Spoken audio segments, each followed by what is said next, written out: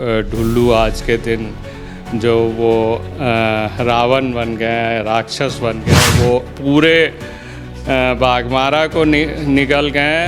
आस्ते आस्ते वो उनकी कोशिश है जो पूरी धनबाद को निकल जाए। जो उनके क्षेत्र में विकास कोयला चोरी का ही ज़्यादा हुआ है, दूसरे तमाम चीज़ों की विकास नहीं। ब्लैक को वाइट करने की ये योजना है बेसिक।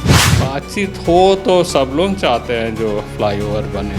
CCL को, ECL को तमाम जो ये हैं सब्सिडी है, काफ़ी लॉस होती है। माननीय गृह मंत्री के द्वारा जो कदम उठाई गई है वो स्वागत योग्य है। धनबाद कोयले पे आधारित ऐसा ज़िला जिसे देश का ऊर्जा का प्रमुख माना जाता है और ये काले हीरे की नगरी के नाम से विख्यात है। लेकिन पिछले कुछ एक सालों से जो यहाँ सफ़ेद पोशों की संरक्षण में, अधिकारियों की संरक्षण में जिस तरह इस खनिज संपदा का दोहन किया गया, उसका बहुत दूर तक इम्पैक्ट पड़ा है। न सिर्फ राज्य को बल्कि देश को भी इसका काफ़ी नुकसान उठाना पड़ा है। अब इसके लिए यहाँ के जनप्रतिनिधि कितने जिम्मेवार हैं ये तो जनता तय करेगी, लेकिन अधिकारियों और जनप्रतिनिधि इस मुद्दे को लेकर अलग अलग उनका बयान आता है। पिछले एक सप्ताह पूर्व गृह मंत्री ने इस मामले को लेकर काफ़ी गंभीरता से पहल कराई है और सख्त निर्देश देते हुए यहाँ पूरे जो CISF के DIG हैं, जिन पे ये आरोप लगता रहा है, जिनका काम है सुरक्षा देना, कोयले की चोरी रोकना, बंद कराना, उनका तबादला किया। बल्कि कई अधिकारियों के खिलाफ कड़ी कार्रवाई भी की और उन्हें यहाँ से हटाया गया। अब लगातार CISF की छापेमारी हो रही है और कोयले जब्त हो रहे हैं। ये वही कोयले हैं जिसे बेखौफ और बेधड़क तरीके से एक दूसरे जगह ले जाया जाता था, वह भी सफ़ेद पोश संरक्षण के द्वारा उनके संरक्षण में। इस मुद्दे पे बात करने के लिए आज हमारे साथ सीधे जुड़ रहे हैं निरसा के विधायक अरूप चटर्जी। जानेंगे उनसे जो क्या और किस तरह जो माहौल है इस कोलफील्ड के लिए और अब जो परिस्थितियां उभर आई है उसका कितना लाभ इस कोलफील्ड को मिलेगा। सीधे अरूप जी से जुड़ते हैं। दादा, सबसे पहले तो आपको न्यूज़ 11 से जुड़ने के लिए बहुत बहुत बधाई। धन्यवाद। सवाल वही है, एक गृह मंत्री का नज़र जो है बहुत समय बाद खुला है। पिछले 5-6 सालों से जो माहौल हो गया था इस कोयलांचल का, जिस तरह से अवैज्ञानिक तरीके से और गलत तरीके से इसका दोहन किया जा रहा था, जिसका इम्पैक्ट ये है कि आज धसान की जो स्थितियां हैं या धसान के जो कारण हैं वो बढ़ गए हैं और कई लोग इसमें मरे भी हैं।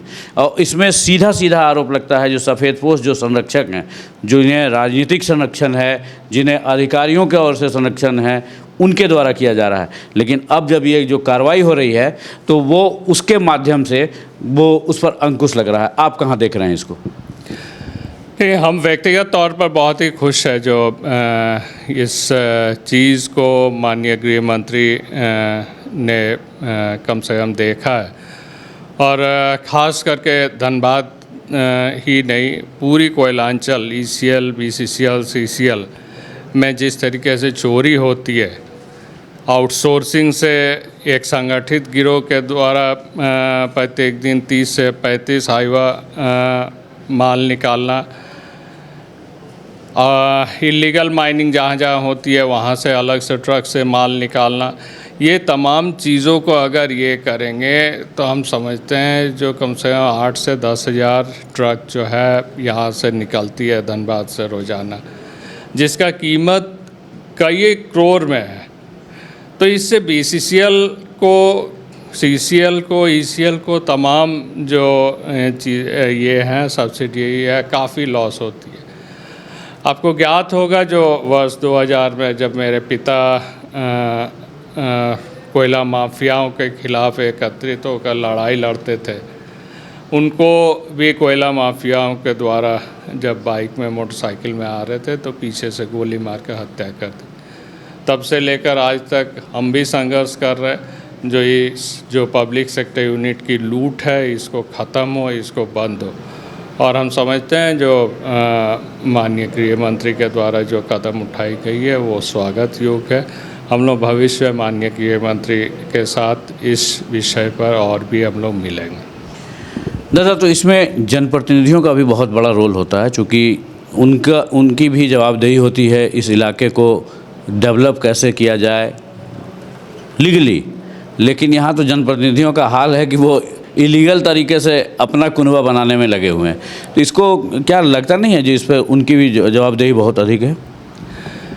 देखिए, कुछ जनप्रतिनिधि इनडायरेक्टली इन्वॉल्व है, कुछ डायरेक्टली इन्वॉल्व है, लेकिन सिस्टम ऐसी बन गई है जो कोई भी ये परिस्थिति में नहीं है चीज़ों को रोके। हमें याद है जब हम उस समय सुबह 5-6 बजे ही डीएसपी हमारे आते थे निरसा के, और एक साथ लगातार कालूवाथान से कई एक ट्रक्स को वो एस्कॉर्ट करते हुए ले जाते थे। तो मैंने सुबह जाते हुए डीएसपी को रोक के बोला, जो भाई हम सारे ट्रक्स को एक दिन रोक देंगे, आप जिस तरीके से एस्कॉर्ट करते हुए चोरी की गाड़ी को ले जाते हैं। तो उसने एक शब्द में कहा, जो आप ही के ऊपर केस कर देंगे। तो आप समझ सकते हैं जो थानेदार यहाँ से रोज़ रात को जाके बंगाल में बैठे रहते हैं, ट्रक की पासिंग करवाते हैं और उसके बाद दिन भर सोते हैं, उनको भी जब बोला गया तो वो सब लोग डर दिखाते हैं जो आप ही के ऊपर केस करवा देंगे। तो ये परिस्थिति है जनप्रतिनिधियों की, बहुत चलती नहीं है, लेकिन कुछ जनप्रतिनिधि तो डायरेक्टली इसमें इन्वॉल्व हैं, जिसके कारण आज ये परिस्थिति बन गई है। देखिए, आज सीएमडी साहब से भी हमारी बात हुई है। सीएमडी साहब का भी यही कहना है, बीसीसीएल के सीएमडी का, जो यहाँ पे जो सफ़ेदपोश राजनीतिक संरक्षण जो देते हैं, वो एक तरह से रामायण का जो एक पार्ट रावण है उसकी भूमिका निभाते हैं, और बीसीसीएल की जो ये गत है, बीसीसीएल की जो हालात है, वो उसके लिए सीधे सीधे वो जिम्मेवार हैं। और चूँकि उनका बहुत कुछ नहीं चल रहा था, अब जब उनको एक नए कानून के माध्यम से उन्हें ये पावर दे दिया गया कि वो खुद बगैर पुलिस के सहयोग के अब वो कार्रवाई खुद कर सकते हैं, सीधे गाड़ियां जब्त कर सकते हैं, सीधे कानूनी मामला दर्ज करा सकते हैं। तो वैसी स्थिति में जो अधिकारी हैं वो भी अब बहुत खुश दिख रहे हैं। तो लगता है अधिकारियों की भी मिलीभगत रही है। एक समय तो ऐसा था जो अधिकारियों की भी मिलीभगत थी, लेकिन अब माहौल बदल रहा है। लेकिन उनका संरक्षक इशारा जो है, वो संरक्षक जो सफ़ेदपोश संरक्षक हैं उन्हीं की ओर है, और उनको रावण की भी संज्ञा उन्होंने दी है। तो कुछ दिन पहले भी हमने प्रेस कॉन्फ्रेंस का हमने भी कहा था, जो ढुल्लू आज के दिन जो वो रावण बन गए, राक्षस बन गए, वो पूरे बाघमारा को निकल गए। आस्ते आस्ते वो उनकी कोशिश है जो पूरी धनबाद को निकल जाए, चाहे वो कोयला हो, लोहा हो, बालू हो, तमाम चीज़ों में उनकी हाथ जो है। और सारे लोगों की संरक्षण, गलत लोगों की संरक्षण वो करते हैं। सिर्फ वो नहीं, खुद भी डायरेक्टली सारी चीज़ों में, गलत कार्यों में इन्वॉल्व है। आपने जब नाम ले लिया तो बता दें, उन्होंने आपका नाम तो नहीं लिया, लेकिन सीधा आरोप लगाया इशारे में आप पर, जिस आदमी को विकास से कोई मतलब नहीं है, वो विकास की क्या जाने, वो जनता के दर्द को क्या जानेगा। हमने लंबी चौड़ी लिस्ट उन्होंने बता दी कि हमने विकास के लिए या जनता के लिए ये काम किया। तो इस इशारों में उनका आप ही की ओर था निशाना। नहीं, देखिए, विकास की बात है तो निरसा में बहुत सारे आईआईटी के प्रोजेक्ट हमने लाया है। कुमारडुबी ओवर ब्रिज जो है 2002 से लड़ते हुए आए हैं। बारोविंदिया ब्रिज में हम लोग बिहार विधानसभा से हम लोग लगातार इस प्रश्न को उठाते आए हैं। तो ऐसे कई एक योजनाएं हैं जो वहाँ धरातल में हम लोग लाने का काम किए, और भी जल्दी 2 बालिका आवासीय विद्यालय हमको लगता है 1 महीना में सैंक्शन हो जाएगी। स्टेडियम 2 हमारे समय में बन रही। तो विकास काम जिस गति से चलना चाहिए उससे काफ़ी फास्ट हम लोग करने की कोशिश कर रहे हैं। तो ऐसी नहीं जो हमारे क्षेत्र में विकास नहीं हुई है। रही बात उनके क्षेत्र का, तो हम समझते हैं जो उनके क्षेत्र में विकास कोयला चोरी का ही ज़्यादा हुआ है, दूसरे तमाम चीज़ों की विकास नहीं हुई।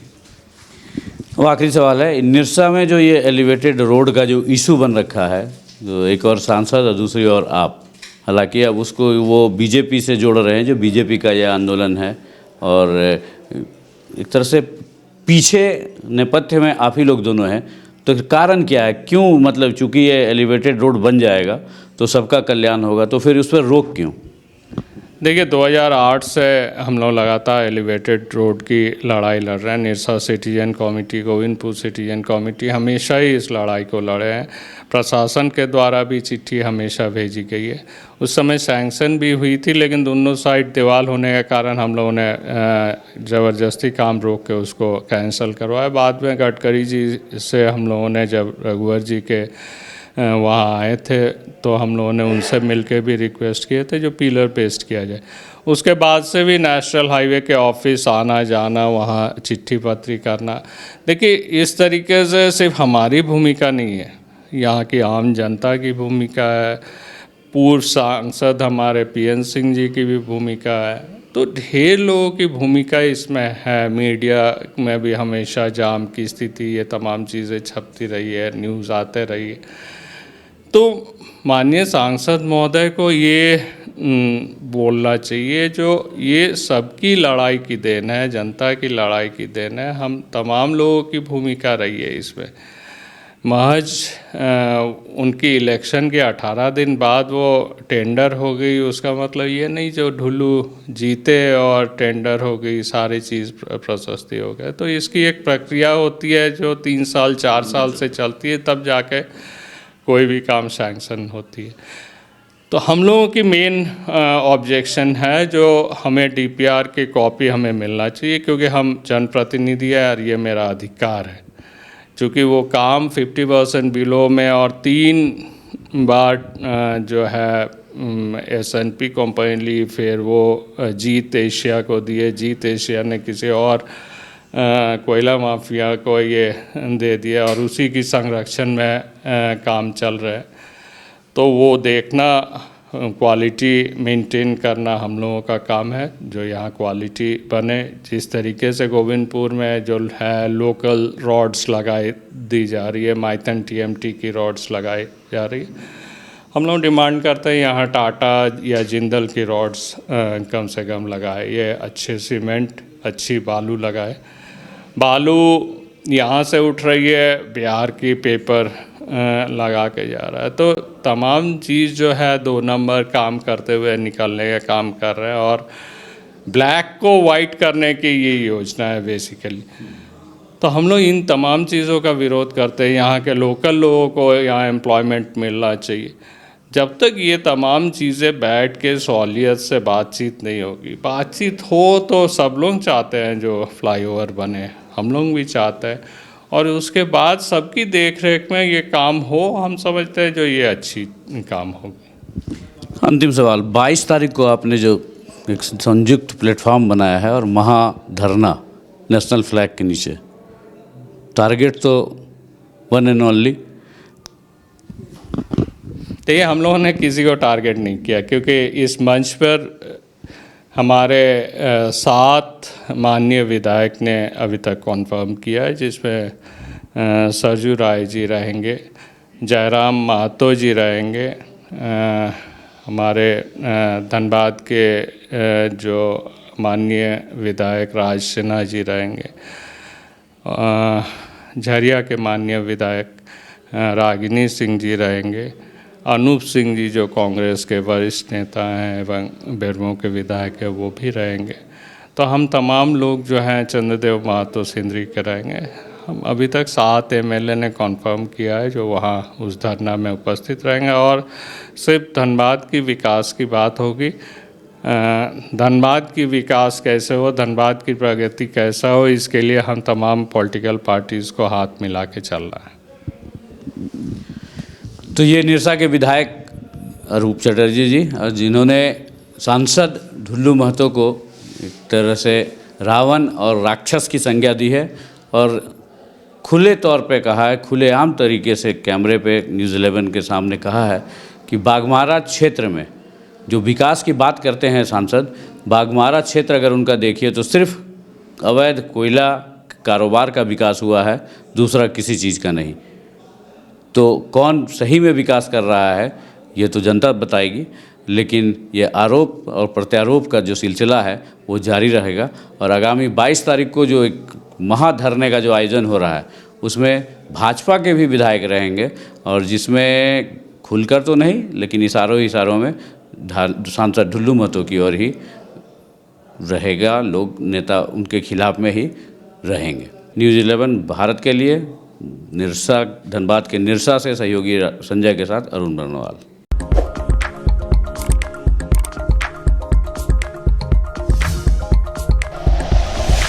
Like and share videos, subscribe करें हमारा चैनल और प्रेस करें बेल आइकॉन। न्यूज़ 11 भारत, सच है तो दिखेगा।